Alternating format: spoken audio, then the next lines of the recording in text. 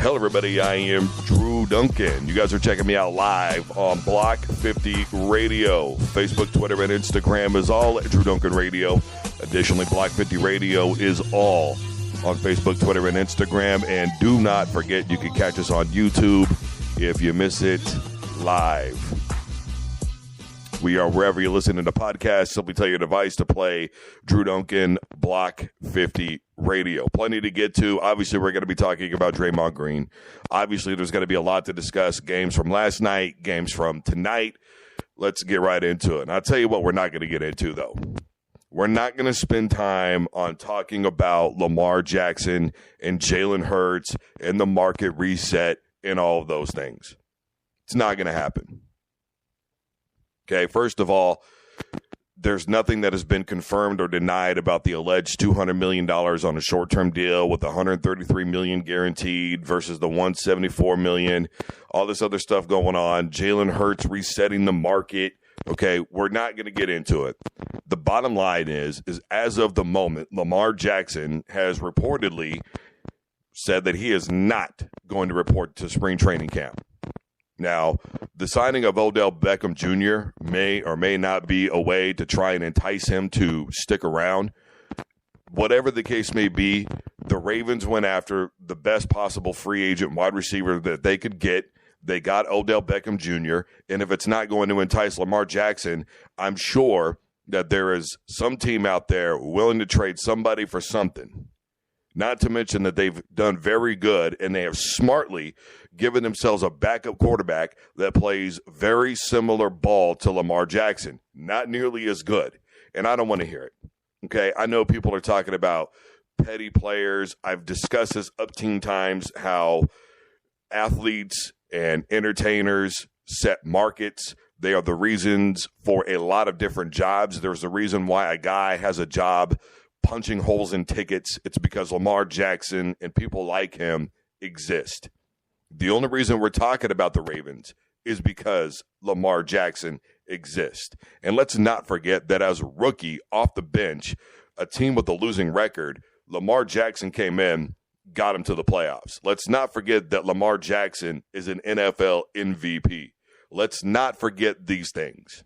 I don't want to hear about his playoff record because there are a lot of quarterbacks that haven't even won a playoff game, i.e. Daniel Jones, and they're getting gobs of money.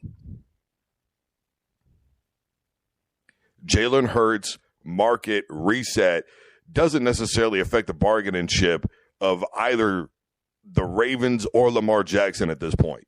It's got literally very little to do with it, to be honest with you. He may be the highest paid player in NFL history, but he's also been to a Super Bowl. So with the market reset, it could be in favor of Lamar, but honestly, at this point, I seriously doubt it.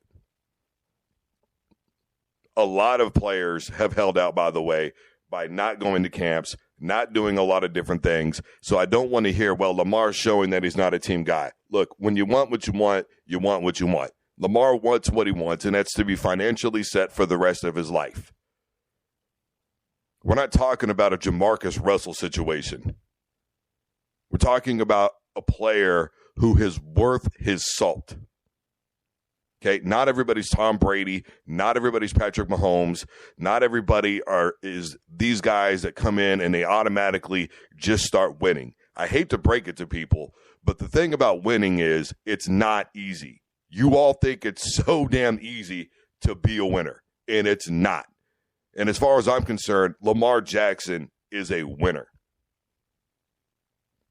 Rap Sheet, if you saw him on the show where he was talking about it, you know, him and Pat McAfee, that whole thing. First of all, Pat McAfee looked like he was already blitzed middle of the day. Secondly, Rap Sheet said nothing with any type of confidence. And I'm not saying because somebody speaks with confidence that automatically makes him right. But he just looked so insecure about what he was reporting on. They had to put up a breakdown from somebody else. They should have had her on the program instead of Ian Rap Sheet, to be honest with you. Well, Rap Report, but, you know, Rap Sheet.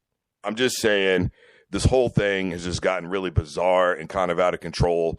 And I really don't want to talk about it until we have a set in stone. This is it. This is the offer. This is what's going on. Turn it down. Accept it. Here's where we are. Boom. I honestly don't even want to talk about it until a deal is either done with the Ravens or not done, and it's done with somebody else. I mean, these are just the bottom lines of this situation. And you can hate on Lamar all you want to. I personally don't give a damn. I support Lamar. Because if you've got Daniel Jones getting the kind of money that he's got, then you absolutely should pay Lamar Jackson. And I don't want to hear Lamar Jackson is a running back playing quarterback.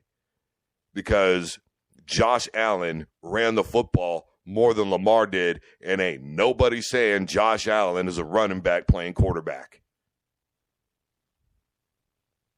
Josh Allen had, 22 turnovers last season? I mean, people are talking about his numbers. Let's not forget Lamar Jackson got hurt, and Josh Allen got to play more games. And on top of that, he still had 22 turnovers in the season. What was it, 17 interceptions and 5 fumbles? Not to mention that football game against the Vikings where he had, 5 turnovers somewhere in that neighborhood in that football game alone, including the interception that lost the football game in overtime. So I really don't want to hear everybody being braggadocious about Josh Allen and saying that Josh Allen is a better quarterback than Lamar. Because if you want to break it down, what has Josh Allen done? What Super Bowl has he been to? So I'm really sick and damn tired of that comparison. I'm just keeping it real. So I'm over it. That's all there is to that. Yeesh. All right. Moving on. Draymond Green. Anybody even see that whole thing and how it went down? First of all, let's not forget that Sabonis was begging for fouls and flopping all night long. And then on top of that was trying to bully everybody down in the post. Come on. And that alleged, people are calling it a curb stomp. Are you serious? Apparently a lot of you have never seen anybody get curb stomped before. Because anybody who watched that play knows that, first of all, Sabonis was holding on to Draymond's foot, knowing damn good and well that he was trying to get down for a fast break opportunity. He was purposely holding him. And then Draymond just gave him a little love tap to let him know, hey, bro, you're not going to play dirty like that with me, especially with a dirty player. And, Sabonis overacting. He was fine. And let's not forget, okay, the x-rays came up negative. Supposedly there's going to be more testing. He played fine. He did good. Everybody's okay. Let's all calm down. And just be honest for a minute that the reason that you're all over Draymond Green right now is because he's an easy target. He's an easy target because of what happened before the season began with the Warriors. That video that we all saw of him throwing the punch, okay? He's an easy target because of all the times he's gone with a kick to the giblets, all right? I don't condone anybody going for the meat and potatoes. What I'm telling you is that he's an easy target given his history. But we have to look at every situation individually. And in this particular situation, I'm sorry, I just feel like Draymond was overpunished. Sabonis got a flagrant 1, but they gave Draymond a flagrant 2, thanks in part to the academy performance from Sabonis. That is what that really amounted to. And don't pretend that Sabonis didn't know. Don't pretend that he didn't know that if he did that with Draymond's history, that it was going to turn out the way that it did. That was a calculated risk from Sabonis. You got to give it to him. It worked out in his favor. But ejecting Draymond Green for that was just way too much. Now we're going to see a fine. Now we're going to see all this nonsense.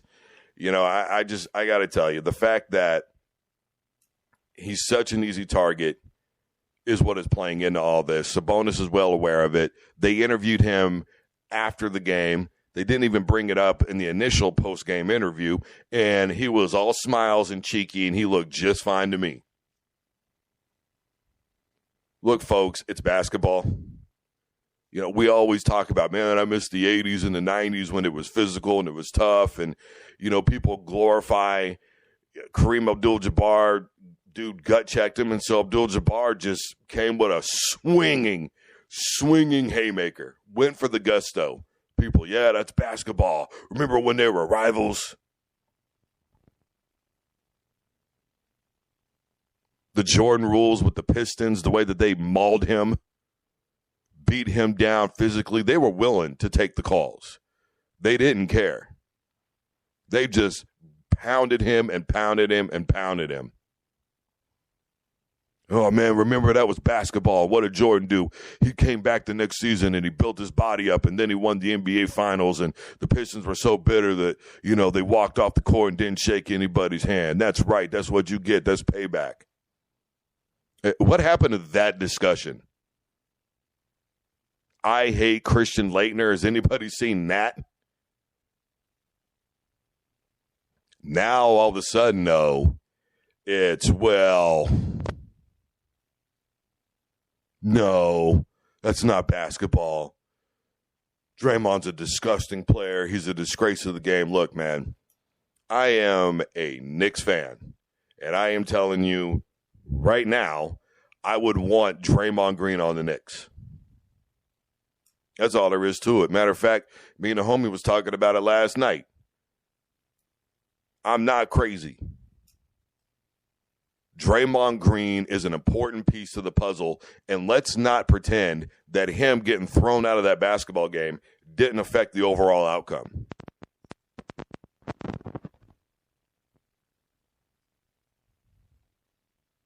Because it definitely did. You need Draymond for rebounds. You need an enforcer on your basketball team. You need somebody who's willing to go in and make the tough plays. You need somebody who's willing to go in and be in the crossfire and be in the crosshairs and willing to do things that other people are not willing to do to help with fast breaks, to help push the rock up, because Golden State is struggling right now. They are down 0-2 in this series. Do not pretend that Draymond not being in there was not a factor in how they ended up losing that basketball game. You don't just need him for offensive rebounds. You need him for defensive rebounds. You don't just need him for points. You need him for defensive play. You need him because he is good with ball movement. Draymond Green is a great player, whether anybody likes it or not. There's a reason why the Warriors have held on to him for as long as they have. And I know somebody out there right now is going to go, well, man, how many times do you defend the guy? And when do you just throw your hands up and say to hell with it? And, I could care less about what Kendrick Perkins has to say about it at this point, to be honest. All he does is bash the Warriors. All he does is bash Draymond Green. And I don't want to hear it about how it's time to break up the band. Folks, they just won their 4th title last year. They made the playoffs again. They nearly won 50 games this season. Come on. I don't want to hear that the dynasty is over. It's not over until it's actually over. Are the Warriors in a bad situation right now? Absolutely they are. This is not a good look. I'm not going to pretend that it is. It's not a good look at all for Golden State. They are in a bad situation. But you know what, though? You can always crawl out of it. Now, whether or not they're going to move on from Draymond, I don't know. I'm not going to sit here and pretend that maybe the Warriors don't throw their hands up and go, dude, we just can't anymore. I'm not going to pretend like that's not a possibility. What I'm saying is, until it actually happens, then we'll see it happen. But let's not pretend that this wasn't one of the greatest dynasties in basketball history. 4 rings. 4. That's why they keep throwing it up. And I know a lot of people, well, focus on the next one. Focus on the next one. That's your whole problem. You're focused on the past 4. Y'all act like it was 10 years ago that they won the 4th ring.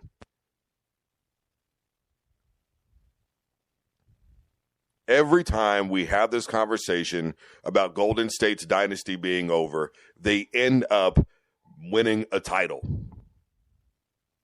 Now, I'm not saying it's going to be this year, but we will see about next season. Every time, I'm just saying, it's clockwork. When this conversation begins, Golden State does something to change the game. let's give Steve Kerr a little credit here. Let's give Draymond and Clay and Steph their due respect. Willfully disrespecting this franchise, specifically the guys that have made that franchise what it is just mind-boggling to me. How people are just so quick to run their damn mouths. Look, bottom line, I'm not saying what Draymond did was okay, but what I'm saying is if anybody believes that little love tap really hurts Sabonis that bad, then I have a beachfront property that I would love to sell you in Wisconsin.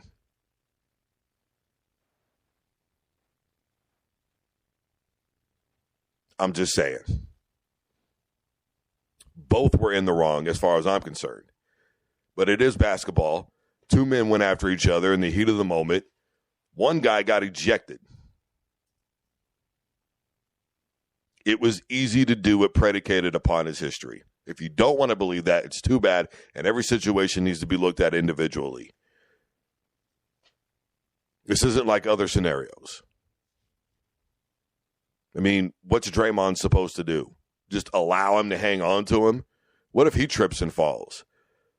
Doing that doesn't just put Draymond and Sabonis at risk, because now, they're just laying there and squirming around, and Sabonis trying to play it off like he's not doing anything.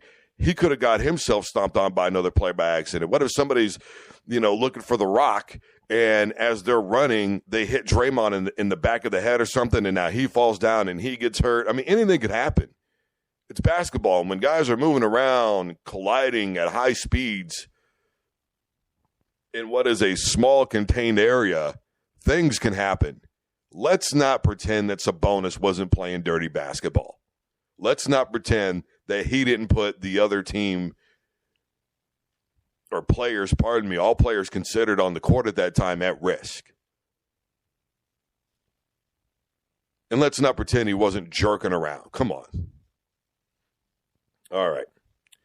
We are moving on from that situation. By the way, the Warriors. Yeah, anyway. Over it. By the way, I am Drew Duncan. This is Block 50 Radio. Facebook, Twitter, and Instagram is all at Drew Duncan Radio. Block 50 Radio is online, block50radio.com. Or wherever you're listening to podcasts. Google, Spreaker, iHeart, iTunes, etc. We are wherever you listen to the podcast. Simply tell your device to play Block 50 Radio. Plenty more to get to. Clippers and the Suns tonight.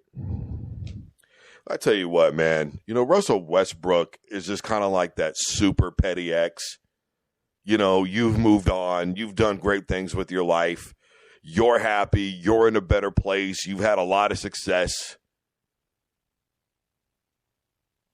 Anytime anything remotely bad happens, they love it. They eat it up. And every time they see you, they just feel the need to show out. He's just a petty ex. And did you see the way that they played the first game? Now, look, I'll give it to Westbrook because he made some defensive plays that ultimately help affect that basketball game, especially at the end when he helped put it away. But just the way that he was every time KD was on the ground and the look on his face and, just the petty, you could just feel it dripping from him. He's still so bitter about Oklahoma City. Bro, how long ago was it? And by the way, offensively, what did Westbrook do in that game that anybody went, wow? Nothing. In fact, not one damn thing. KD got up to a slow start, still put up 27. Who's winning the battle? Who's winning the war? When it comes to these two, ultimately KD is still winning the war. I hate to break it to you, but let's not forget that he's an NBA Finals MVP and he's an NBA Finals champion. Hell, he joined the Warriors. Yeah, look, I've discussed this umpteen times, and I'm not getting into the team play aspect of basketball. Everybody commended the San Antonio Spurs for doing it. The Golden State Warriors did it with Kevin Durant, and you would swear that Kevin Durant is the world's biggest a-hole. Why? Because he got tired of seeing Westbrook play offensively the way that he did in game number 1. You think this is new stuff to KD? No. He played with the man. Firsthand, saw it straight up. Hey, bro, I'm open. Westbrook's like 3 guys on me or pass it to KD. I think I'll shoot it with 3 guys on me from 40 feet out. Make it make sense. And James Harden at the time was a problem. He was a turnover nightmare. How many times did the Thunder have double-digit leads against the Cavs and blow them because Harden couldn't hold on to the rock? Was it 3 games? I don't want to hear it. Westbrook is so petty. Petty to the point where it's pitiful. And I think KD's honestly just kind of thrown up his hands like, bro, I'm not even doing this with you anymore, man. I can't. And we all know what that's like, having that petty ex. Where for a while you entertain it, but after a while you just go, I can't do this. And you just face palm yourself in the head like, I'm done. Can't. I won't. This is idiocy. We're drowning each other. Nobody's lifting anybody up in this situation. I think Wes really needs to get over it, my man. As far as the actual game goes tonight, look, I'm going to tell you something. Let's not forget that Kawhi had 38 in the last one. Kawhi's playing out of his mind. That's another guy that gets a lot of unnecessary hate in the NBA. 38 in the last one. Westbrook making those defensive plays. It worked. But I got to tell you, one of the things that is really disappointing about the Phoenix Suns this season is, did you know that they're last in the NBA? They're only getting 10 fast break points a game. 10 coming into the playoffs. In the game 1, I think they had 25, if I remember correctly. And I got to tell you, I think Shamet's going to get a little bit more playing time tonight. I think he had 22, 23, 24 minutes, somewhere in that neighborhood in the last game. He only scored 4 points, but he was responsible for a lot of fast break points because of his defense, because of the way he was running the floor, because he was out hustling everybody else, because of the way he was, passing the rock himself, a couple of assists in that game. I got to tell you, if Phoenix is able to continue to push the ball up the court, this series is far from over. I think Shamet needs more playing time. Look, I have always said that WSU players, when they were under, should I say the name? As a guy from Wichita, I got to tell you, Greg Marshall, it's a real divided area, but, be that as it may, the one thing that I always said about his players where you were going to get good defense and a lot of hustle. It's true when you see Van Fleet. It's true when you see Shamet. And I got to tell you, I think that if they put him in for a longer period of time defensively, he can really do some great things. Let's not forget, in that first game, he was D'd up on Westbrook a couple of times, and West couldn't score on him. And West was trying to bully him in on the post, down low, deep inside, and could not score on Shamet. I'm telling you right now, if I am the Phoenix Suns, I'm starting him tonight. I'm starting him because we need the defense if I'm the Phoenix Suns. I think it's a very good combination. I think they're going to figure out who the best players that could play together and maximize their potential. I think that's who they're going to look for tonight. I'm telling you, if I'm Phoenix, I'm doing something different in the rotation. And I am starting Shamet. I would come out with Booker, Shamet, KD, CP3. That would be my starting lineup.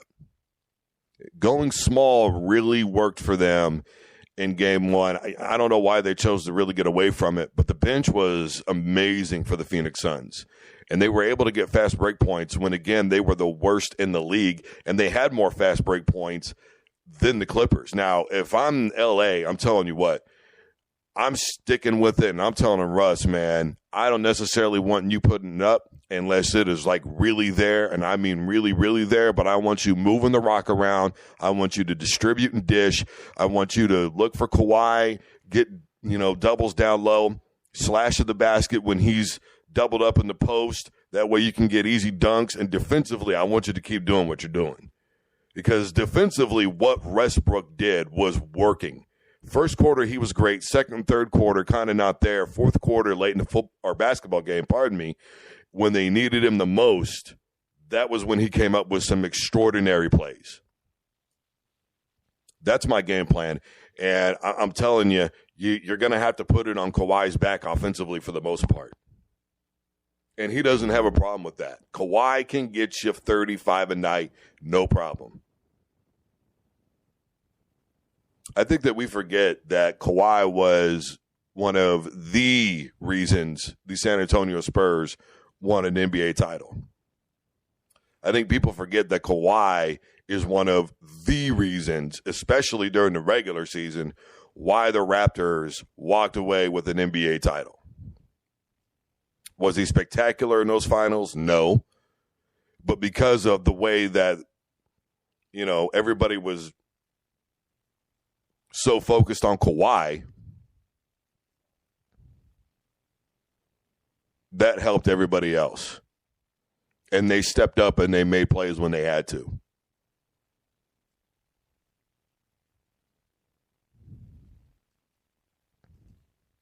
I'm looking at that tape if I'm Los Angeles. I'm looking at that because I've got somewhat of a similar basketball team. Westbrook is explosive. To me, Westbrook would be better suited if he would just slash to the basket. Off of some pick and rolls, off of some doubles down low. Get guys in the post and let him use his burst to be able to get there. Just quick little easy toss to him. Money. And then let him all over the place defensively. You could almost go with a box 4-1 and just let him roam around the court. Keep everybody on the perimeter and force Phoenix to stay to the outside. Don't let him run any plays because, we know that CP3 is going to try and slash to the basket. He's very slick the way he maneuvers in pockets.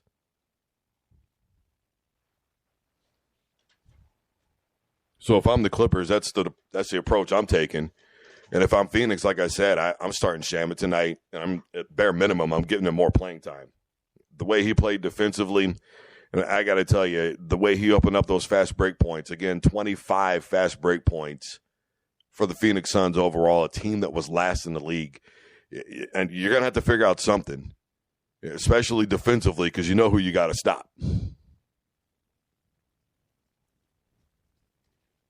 Do you really think the Clippers have enough firepower, even with Westbrook? I mean, let's be honest. Westbrook either scores 38 or he scores 5. I mean, seriously.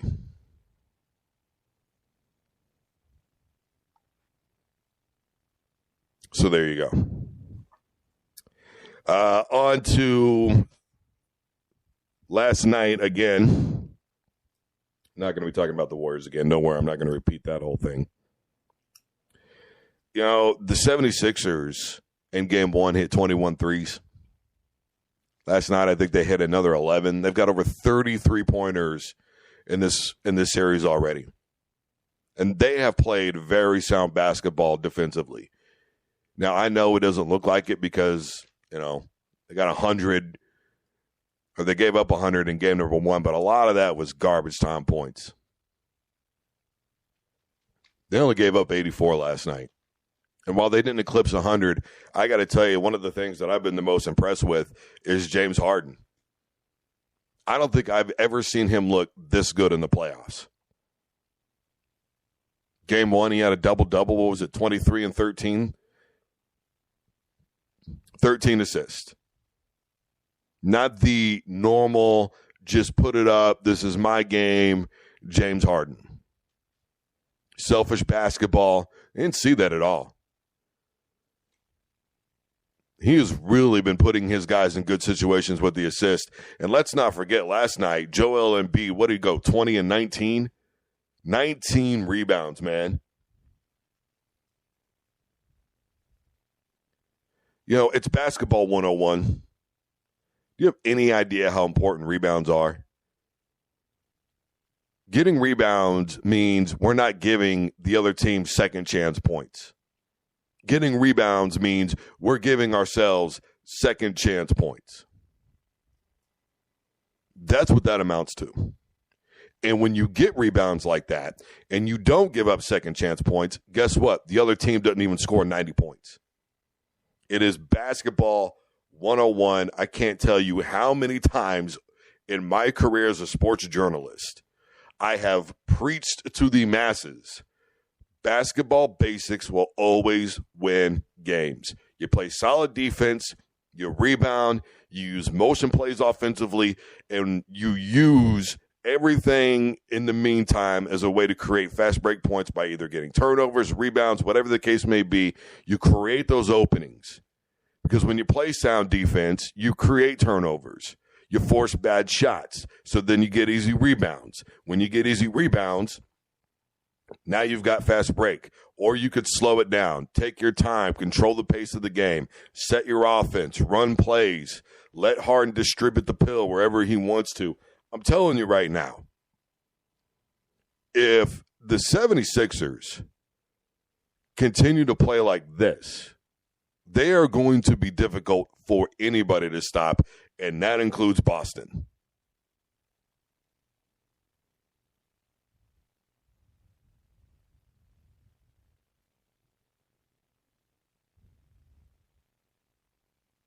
Who, we'll get into that a little bit later, but I'm just telling you right now, this is the best that I think I've seen the 76ers look all year. And it's definitely the best that I've ever seen James Harden look. I mean, come on, how many times when he was with OKC or Houston did we talk about the turnovers? I mean, he broke the turnover record, no problem one year. How many times did we talk about how great they're going to get to the playoffs and Harden's going to get 45 and they're going to lose the series 4-1? How many times have we talked about him being a selfish ball player? How many times have we talked about him not really caring and just getting his numbers and, you know, just really blowing it, not being huge in crunch time, not making the big shots? How many times have we all talked about James Harden being that guy? If we're going to talk about him when he is that guy, we got to talk about him when he's this guy, when he's being the beard. This is literally the best basketball I have ever seen him play. And he's not even the main focus of this team right now, which is really helpful for him.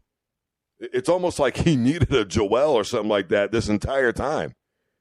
I just have never seen him so focused, so dialed in, just confident, dripping from him. I love the way he's playing right now. I mean, if this would have been James Harden in Oklahoma City, they probably would have blown out the Cavs.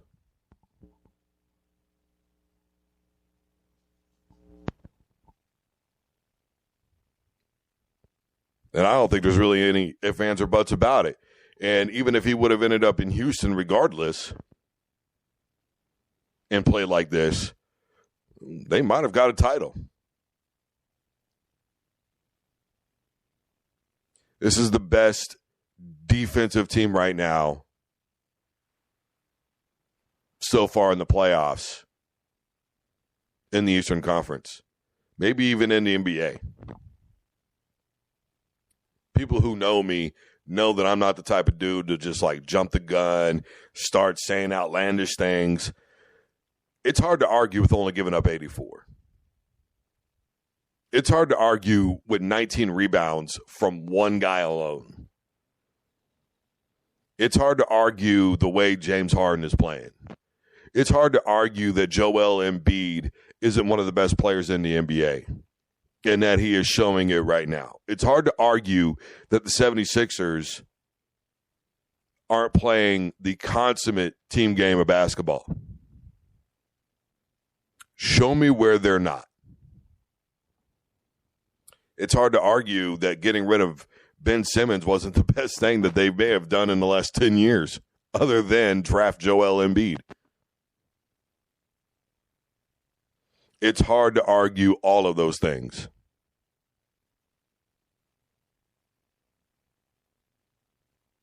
Trust the process. Trust the process. Remember that, how quickly we forget that?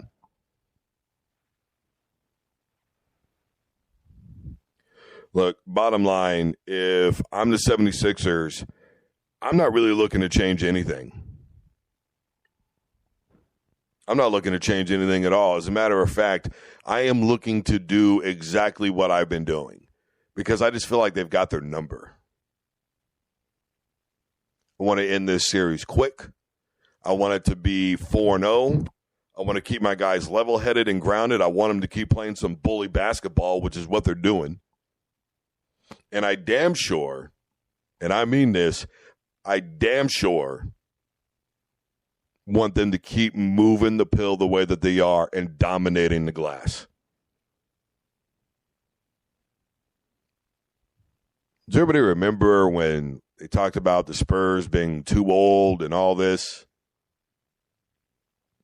It's funny how basketball basics just seem to work. It may not be flashy. It may not make the highlight reels. But you know what it'll get you? A big old fat ring on you. And a lot of bonus money. And a lot of respect and a lot of love from your fans. You know, I've always said it doesn't matter if it's exciting or boring. Winning is winning. And winning is what puts butts in the seats.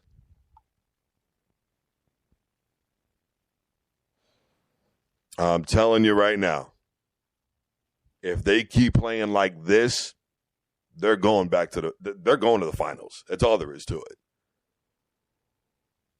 And the West is not that sharp this season. You had Dallas way up and then way down. Memphis way up and then way down. The Lakers were able to sneak into a spot. How good are they really? And especially with what's going on with, Anthony Davis and, the injuries and all those things.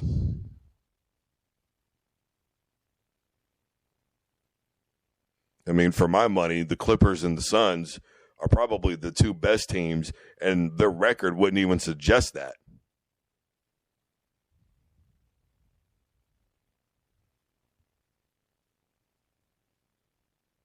You could maybe throw out Memphis and John Morant, but his injury.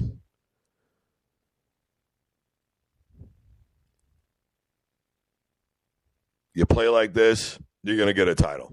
It's all there is to it.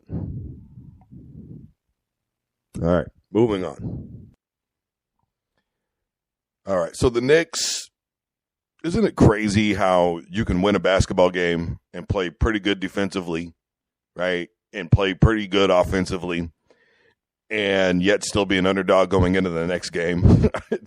I think on ESPN I saw it was like a 60% chance somewhere in that neighborhood that the Cavs are going to win the game tonight. So I guess they're calling the Knicks win a fluke is the direction they're going with that, which I don't understand because Brunson and Randall played pretty good. Now, obviously, Randall didn't have his typical game, but the Knicks did have their typical game rebounding the basketball. Again, they come in averaging 34 a game, which is fourth best in the NBA. Again, folks, the basics, they help you win games. Whether you like it or not, it's the way that it is. And honestly, that day of basketball, that was the best game that we really got all day long.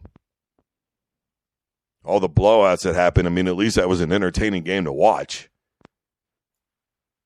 Donovan Mitchell is going to do his thing. It's going to be about other guys needing to step up around him. That's what it's going to amount to. I know that a lot of people are, giving Donovan Mitchell that kind of rap that he can't get it done in the playoffs the same way that they've done with Harden, which has been justified, the same way that they've done it with Westbrook, which has been justified. But I just feel like Donovan Mitchell's a bit of a different player. And he makes teams that he plays for relevant again. How relevant were the Utah Jazz before Donovan Mitchell showed up? And how relevant were the Cleveland Cavaliers before Donovan Mitchell showed up? How good were the Cavs before he got there? I'll wait. The point of the matter is simply this. He's a good basketball player. But it's going to take more than him in this particular situation to win because the Knicks, they're really not a star-powered basketball team. You could look at Randall, you could look at Brunson, but outside of that, do you really look and go, man, they're just mega stars on that team. They're locked, they're loaded. They've got so many different guys who can do so many different things. Do you really see that when you start talking about the New York Knicks? Of course you don't. Now, the same could be said for the Cleveland Cavaliers. But Donovan Mitchell is a star player. They have at least that one guy. But how far by himself can he really take this basketball team? That's going to be the thing for the rest of this series. Defensively, they really didn't play that bad. A couple of things go one way or the other. You're potentially looking at a different basketball game. Maybe that's why they're saying the Cavs should get the dub tonight. Well, I'm not saying that they will or won't. What I am saying is this. They're going to have to figure out a way to get some other guys involved. Now, obviously, 14 points and 14 assists in the game. Okay, so nice little double-double. And assists are huge. Distributing the rock is a thing, making sure that the ball's getting passed around the right way, seeing guys in the open floor, all those good things. I could go on and on and on. There's a lot of ins and outs to it, but the bottom line is it's big. But I think they're going to have to win this game on the boards. If they're able to do that, they can beat the Knicks. If they're able to do that, they should be able to come back and take the series, to be perfectly honest with you. But you've got to beat New York on the glass in order to beat them. And if you can't do that, well, then you're just not going to win the game. It's pretty much all there is to it. There are teams that can slide by because they have enough firepower offensively to where they can make up the inability to rebound with points. But if you don't have somebody that can get you more than 40 every single night, which I'm not saying Donovan Mitchell couldn't because he certainly could, but he's going to need somebody else to get about 25 or 30.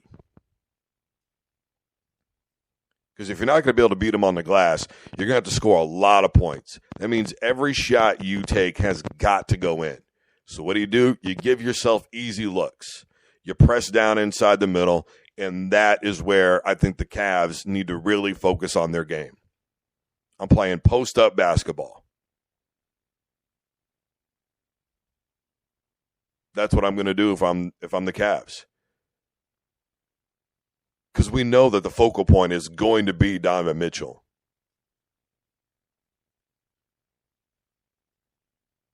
Conversely, if I'm the Knicks, I'm running some zone defense. I know it's really not seen a lot in the NBA, but I got to tell you, it works. You don't believe me? Ask Jim Boeheim. And I know somebody's going to, well, that's a collegiate level. Well, we've seen it work in the NBA too. You can go 2-2-1. You can go 2-3. You can go 3-2. Whatever it is, I want to keep them on the outside. I want to force bad looks. And I don't want Donovan Mitchell slashing and creating plays. And I certainly don't want anybody posting up down low on me. So that way they can either go for a kick out or get an easy two on a layup or a hook shot or whatever the case may be on the inside. One of the good things about the Knicks that I will say, and this is something that I think will continue to favor them in the series, is the kind of lost art of hitting those mid-range jumpers. That's where the Knicks were so successful other than just rebounding. From the Knicks, I'm not really changing a whole lot up. You know, I know that years ago I said that the reason why Dwayne Casey was fired from the Raptors was because he didn't change anything, but that was because they had a mega star in LeBron that they were playing against, and LeBron was saying, hey, look, you're supposed to be here, you were supposed to be there, and since you were out of position, this is why we were able to create the play. Well, they forced him out of that position. If the Knicks are able to maintain their discipline, keep doing what they're doing, winning on the glass, getting other guys to step up and get points like we saw from Brunson, and that way Randall doesn't have to do it all by himself, you know, scoring the ball all the time, well, then they could probably sweep the series. Just being honest. So there's that. Boston, I believe they're on tonight too, aren't they? They're already up 1-0. You know, I got to tell you, for my money, Boston, if they don't sweep this series, that's going to be a difficult look for them. It should be a sweep. You know, I love the Bulls. Kind of a childhood thing, right? But I just don't see it. Of course, then again, to be fair, you know, I don't think any of us were really Bulls fans when I was growing up. I think we were all just Michael Jordan fans, being honest.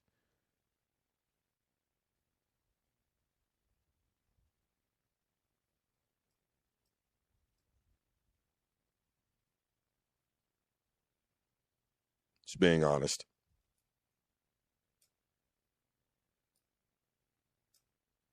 I like watching them play. They're a tough team, but I don't think that they've got anything that they could do to keep up with Boston. I just don't.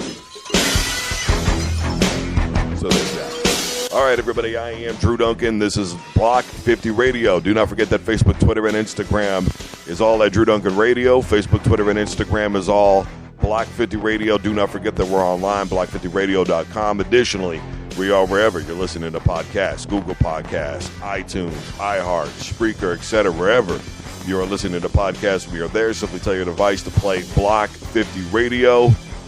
Guys, I am out of here. Plenty to discuss, obviously, as the week continues with the playoffs. Obviously, we're getting ready for the NFL draft. All that to discuss. And, of course, interviews, etc. Guys, stay safe and take care of yourself.